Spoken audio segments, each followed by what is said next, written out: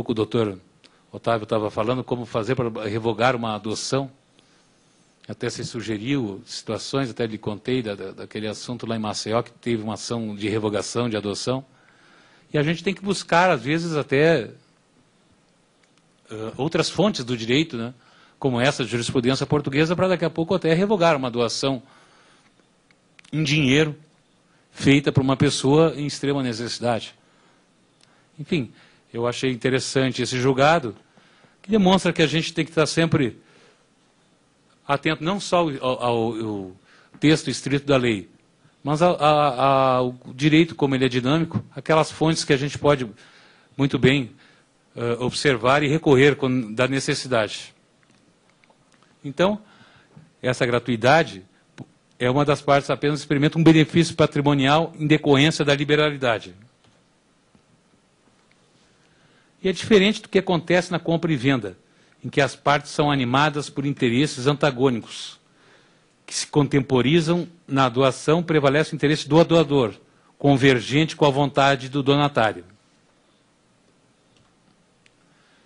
Bom, agora um outro aspecto é a limitação legal da doação, onde aí me parece que reside várias questões, até, a meu ver, assim, polêmicas que vou começar a abordar.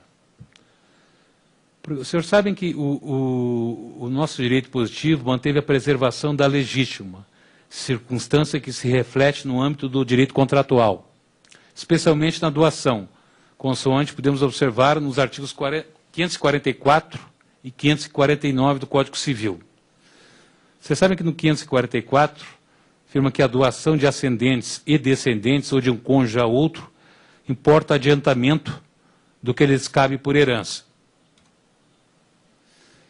E nesse seguir, no 549, também fala que nula é também a doação quando a parte que exceder a de que o doador, no momento da liberalidade, poderia dispor em testamento. Que parte é essa?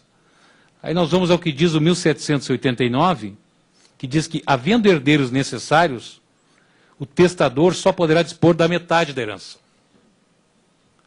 Bom, como vocês sabem, herdeiros necessários, como diz o 1845, é aquela classe de sucessores que tem, por força de lei, direito à parte legítima da herança, que são os 50%.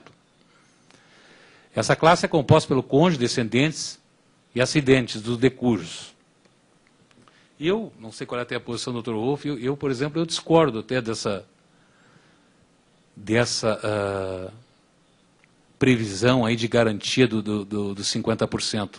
Eu acho que isso é uma limitação, ao meu ver, aí, que causa até um poder de uma afronta ao direito constitucional, por exemplo, do proprietário dos bens em dispor livremente daquilo que lhe pertence. Por que eu tenho que segurar 50% daquilo que eu constituí na minha vida para os herdeiros necessários? Qual é o motivo disso? Eu poderia dispor dos Estados Unidos, da Inglaterra, poderia dispor livremente 100% do meu patrimônio, se eu quiser dar para as pessoas que me cuidaram ao final da minha vida, que realmente se dedicaram a mim. Todos nós sabemos que o fato de ter filhos ou ter herdeiros necessários não requer necessariamente que mereçam aquele patrimônio construído. Então, no meu entender, não sei se o professor Wolff concorda, eu acho essa limitação da legítima de 50%, eu acho que é uma limitação que afronta o direito constitucional. Até se fosse, por exemplo, a meu ver, aí seria 50% se ainda fosse só para filhos menores ou filhos inválidos, eu acho que seria uma coisa mais justa. Aliás, a título até para não me sentir tão isolado nesse meu posicionamento, o próprio Carralho também concorda com essas colocações a respeito desse artigo, dessa limitação legal. Mas o que prevalece ainda é essa legítima. E como se vê, essa intenção do legislador foi claramente impedir que o doador disponha gratuitamente de mais da metade de sua herança, com violação da legítima dos herdeiros necessários. Então, é importante relatar que para levar a efeito o que diz o artigo 1789, e aqui também vai outra situação de direito comparado, esse 50%, o cálculo será, essa doação, aliás, de quanto valeria, se eu posso dispor só de 50%, como é que eu faria esse cálculo? Em que momento eu faria, se eu vou fazer uma doação, qual é o momento que eu faria, o quanto valeria os 50%, em que momento do meu patrimônio? Pelo 1789, esse cálculo será feito quando da alienação, que retrocedeu o artigo 1796 do Código Civil anterior, revogando o artigo 1014 do Código de Processo Civil. Mas olha só, no direito comparado, como no argentino, no português, no francês, estabelece como parâmetro para cálculo da doação a abertura da sucessão, diferente daqui. Daqui, a partir do Código de 2002, o legislador optou pelo parâmetro diverso, considerando o valor dos bens doados ao tempo da liberalidade. É o que diz o artigo 2004 do Código Civil.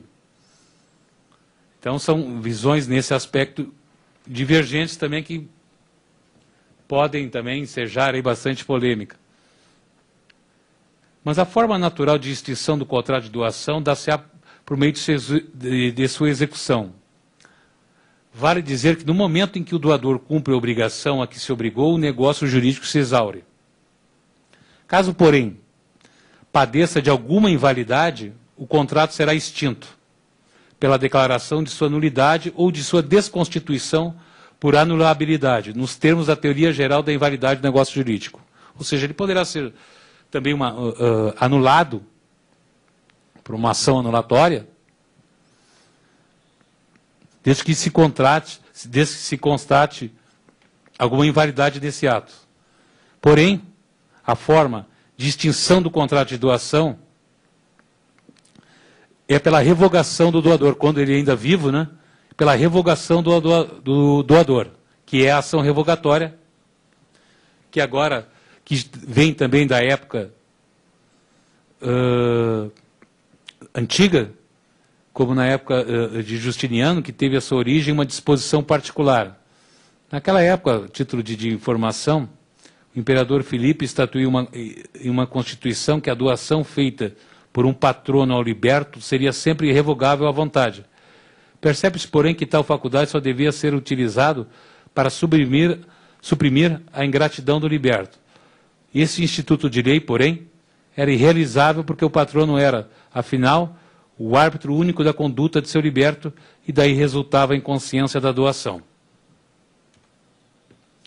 Vocês veem como é antiga a doação e as ponderações de sua revogação, que remonta até no ano de 355, onde a Constituição só tolerava a revogação em tal caso quando o doador fizesse a liberalidade sem ter filhos, vindo mais tarde a tê-los. Quase ao mesmo tempo, em 349, entendia-se ao pai e à mãe o direito de revogar doações, e mais tarde, em 426, a todos os descendentes. Então, como eu falei anteriormente, esse Instituto da Doação, ele é um dos mais antigos no ramo do direito. Aí tendo aí 1.700 anos quase de existência.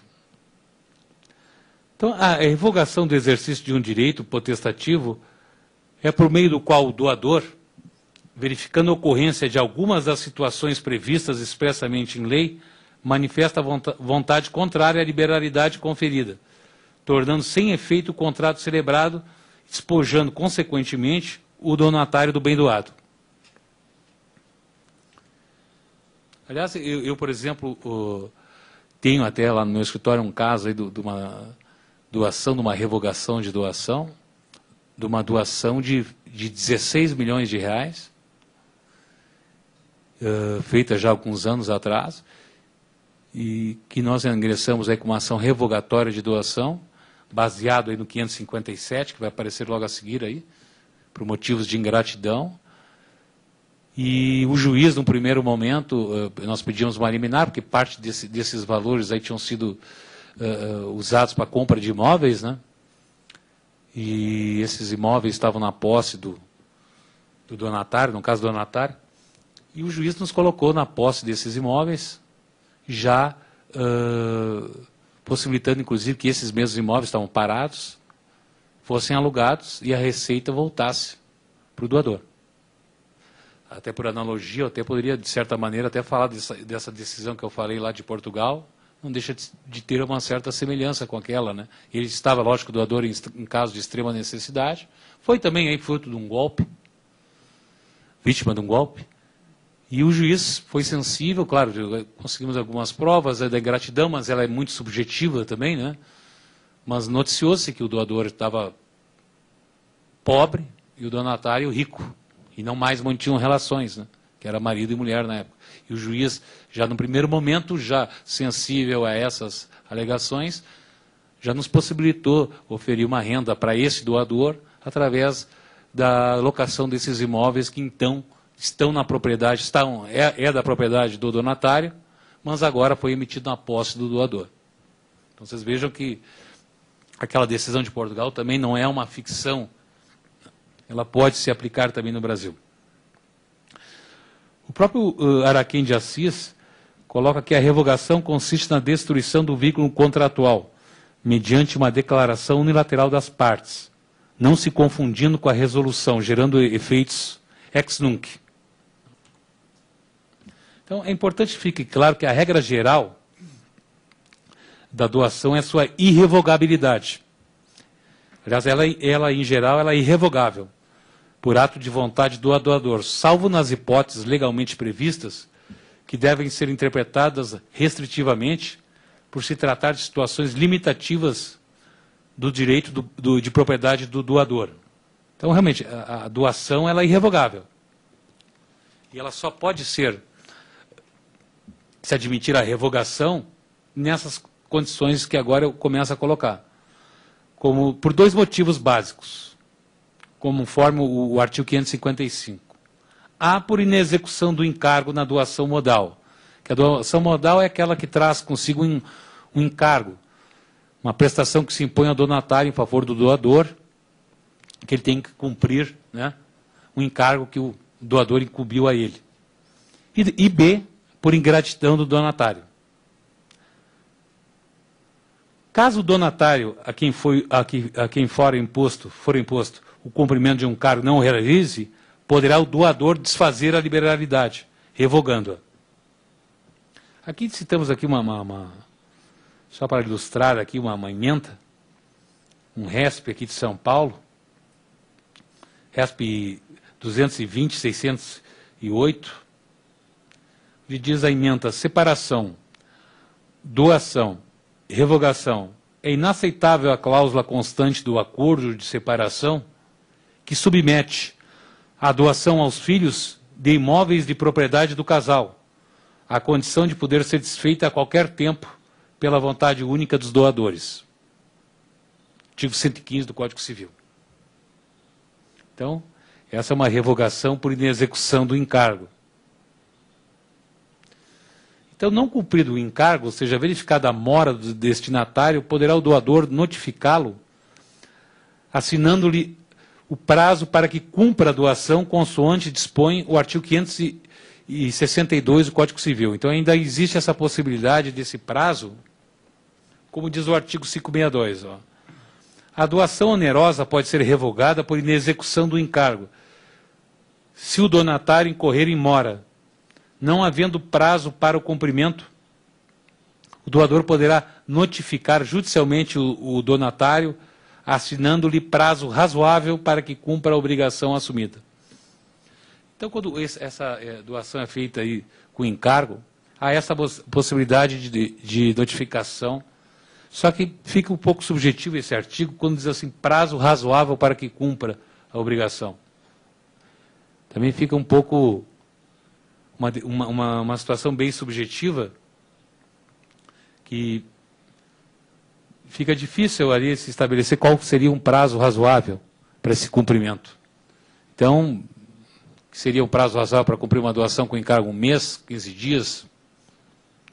Cada caso é um caso, então vai depender muito do entendimento também do magistrado e do quase concreto das suas circunstâncias. Então, mas sem dúvida nenhuma, que a ingratidão, que é a hipótese, digamos assim, de revogação de doação que acaba sendo mais comum, embora possa parecer um pouco mais difícil de acontecer, mas a ingratidão é um dos piores defeitos que o homem pode cultivar.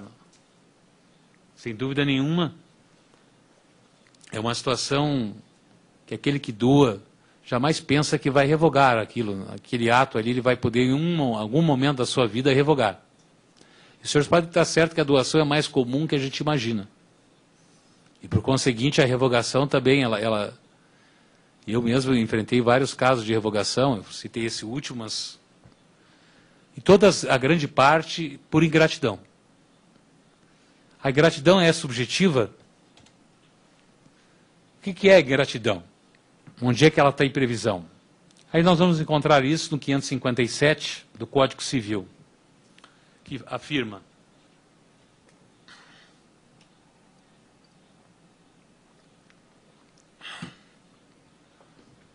olha só, podem ser revogadas por ingratidão as doações se o donatário atentou contra a vida do doador ou cometeu crime de homicídio doloso contra ele. Bom, se ele cometeu crime de homicídio, ele morreu e não vai ter como, né, se realizar isso. Mas ele pode ter atentado contra a vida do doador. Aliás, isso e outras situações semelhantes. Por exemplo, tem um julgado aqui do STJ, onde aqui de São Paulo, um casal, para os senhores terem uma ideia, um caso relativamente recente, aqui de poucos anos atrás, uma família tradicional aqui de São Paulo, os pais fizeram uma doação, até me vem agora esse caso da Suzane Stoffen aqui também, né? Mas vejam só o que o STJ definiu sobre uma situação. O casal doou seus filhos, a uma filha única, o patrimônio expressivo. Só que a filha, que se mostrava tão atenciosa, tão dedicada a esse casal, enfim, lá pela vida, lá para os 25, 26 anos, conheceu aí uma outra pessoa, um namorado, e começou a desprezar os pais. Não passou mais a visitá-los, já eram de idade mais avançada, não passou mais a assisti-los de forma afetiva, de forma carinhosa, enfim, passou a literalmente ignorá-los. Não telefonando mais, não cortando qualquer tipo de comunicação. Aos poucos foi criando uma situação que ela praticamente